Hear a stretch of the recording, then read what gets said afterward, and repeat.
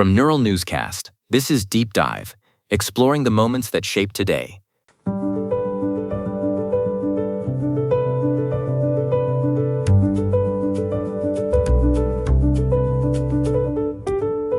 Hello, and welcome to Deep Dive. I am Hannah Whitmore. And I am Daniel Brooks. It is June 20th, 2026, and today we are looking back at the day the United States finally settled on a symbol that would represent it to the world forever. That is right. It was on this day in 1782 that the Continental Congress officially adopted the Great Seal of the United States. It is a symbol we see every day, Daniel, from currency to official documents, but it actually took a surprisingly long time to get there. 6 years of discussion and 3 different committees, to be exact. It really is a fascinating piece of bureaucratic history.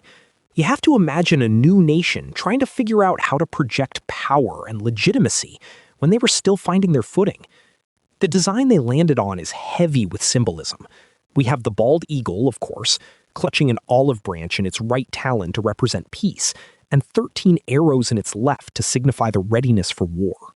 And that eagle has a shield on its breast with 13 vertical stripes, representing the original colonies coming together as one. It is a very deliberate piece of branding. It's interesting to think about how much weight they put on the imagery of the land and nature to define a government. They wanted something that felt indigenous to the continent, but carried the weight of an empire. Exactly. It was about creating an identity from scratch. While the government was busy defining itself through symbols, the arts were busy producing some of the most recognizable faces of the modern era. Today is actually a massive day for birthdays and entertainment. It really is. We have to start with Lionel Richie, born in 1949. Before his massive solo career with hits like Hello and All Night Long, he was a member of the Commodores, bringing us classics like Easy and 3 Times a Lady. He is such a staple of American R&B and has sold over 100 million records. His voice is just part of the cultural fabric now. He has that rare ability to bridge genres. And speaking of global stars, we also celebrate Nicole Kidman today, born in 1967. She's an Oscar winner who has really done it all, from the vibrant Moulin Rouge to her transformative role in The Hours. She has this incredible range that has kept her at the top of the industry for decades. She certainly has.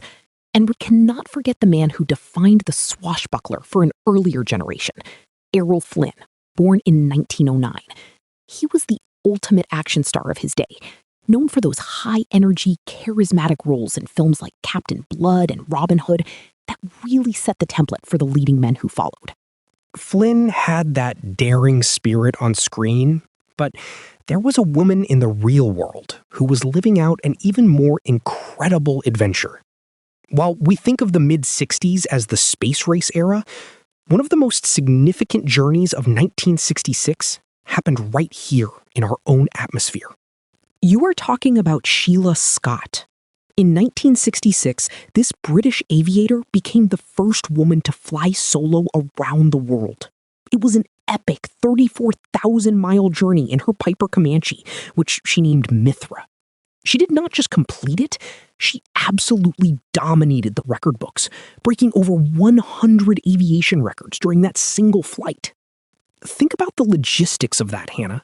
Flying 34,000 miles alone in 1966.